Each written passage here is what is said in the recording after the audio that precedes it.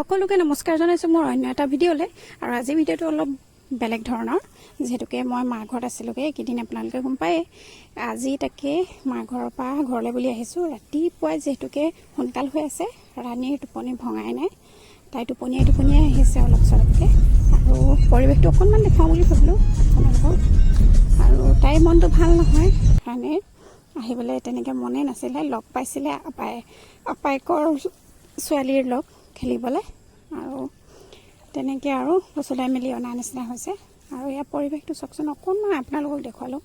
বিশেষকৈ মনটো অকণমান বেয়া হৈ আছিলে, অকণমান ভিডিঅ' ৰাখি থ'লোঁ আৰু আপোনালোকৰ কাৰণে চাবলৈ বুলি। আশা কৰোঁ আপোনালোকে চাই ভাল পাব। আৰু এতিয়া মই লাহে লাহে গৈ আছোঁ, আৰু আহি নতুনকৈ যিটো বাইপাছ হৈছে, বাইপাছত উঠিছোঁ। তিলৈৰ ফালে ওলাই গৈছে, সেইডোখৰতে বাইপাছতে উঠিছোঁ। আৰু মোৰো মনটো ভাল লগা নাই ৰাতিপুৱাই, যিহেতুকে ফ্ৰেছ নালাগে ইমানকৈ। চাহ তাহ খাই ওলাই আহিলোঁ, আৰু সেই আহি আমি জগন্নাথ মন্দিৰ পাই গ'লোহি। অলপকৈ আপোনালোকক দেখুৱাইছোঁ। ৰাতিপুৱাৰ পৰিৱেশ একেবাৰে শান্ত হৈ আছে, বেছিকৈ মানুহো নাই। গাড়ী যিটো